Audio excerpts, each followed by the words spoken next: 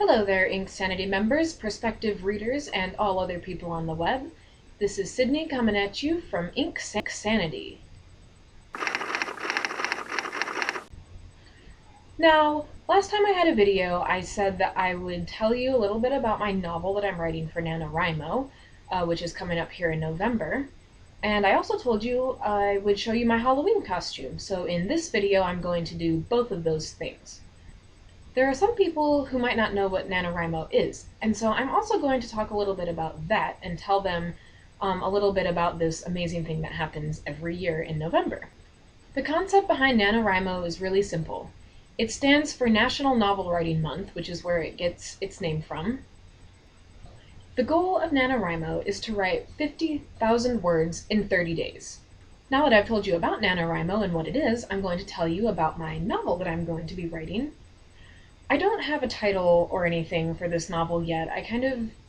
Titles are very important to me, and so I don't come up with titles until I feel like I found one that fits the story perfectly.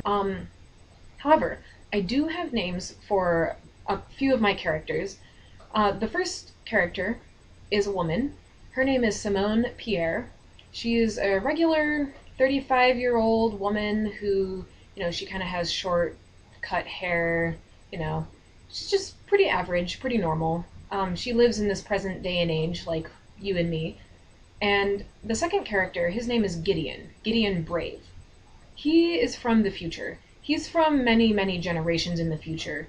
So many generations that the whole planet has been obliterated by global war. Nuclear warfare has wiped out a lot of the human race, and they're now living underground in tunnels to try and escape the above lords, is what they're called, which are people who have this super gene that mutated and made them into these monster type people. They're basically the antagonists, the bad guys of the whole entire book, but they're pretty, they have very special powers, I guess you could say, because the super gene started out being something that Simone Pierre created, because she's a genetic engineer. She created it to increase the intelligence of anyone who has the super gene in them. Well, after the nuclear war, it mutated, and then now instead of being super intelligent, the people also have these weird things like superhuman strength and telekinesis and all of these other crazy things that happen. And they're oppressors to the people who don't have the gene, who are now living underground. So, Gideon Brave is a guy, and he does not have the super gene per se. He has the ability to kind of read the past, if that makes any sense. He can kind of feel the thoughts and live the lives of his ancestors in a way.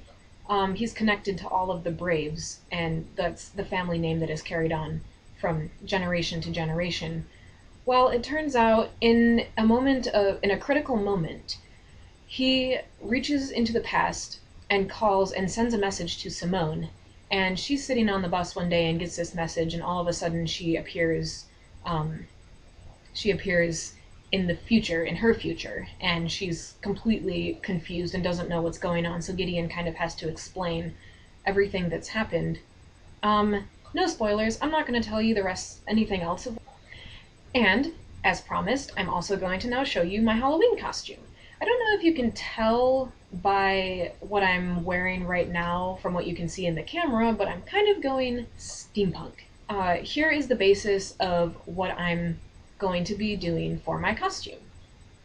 Now, I know it's a little bit difficult to kind of see the details and stuff from the camera angle, but here are the parts of my costume. The main idea is I have one skirt underneath another skirt.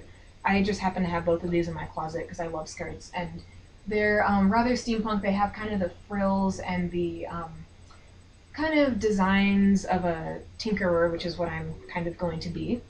Then I also, for the shirt, I have this really frilly blouse that I found at Savers, which is awesome, and this bullet vest.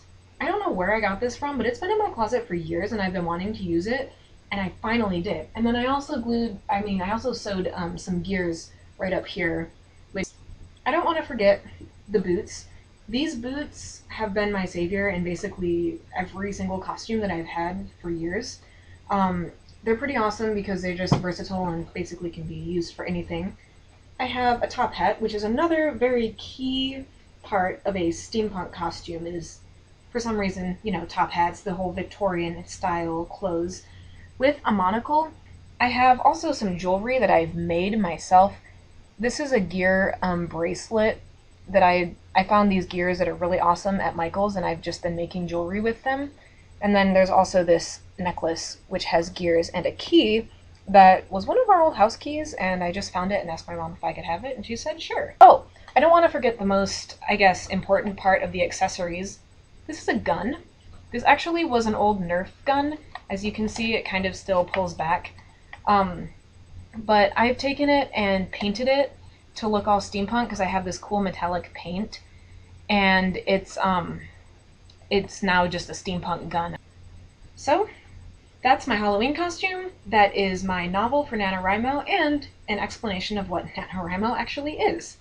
I hope you enjoyed watching my video. I will hope to have another video up at the end of next month, so it'll kind of give a summary of what I've been going through with NaNoWriMo, since it'll be towards the end.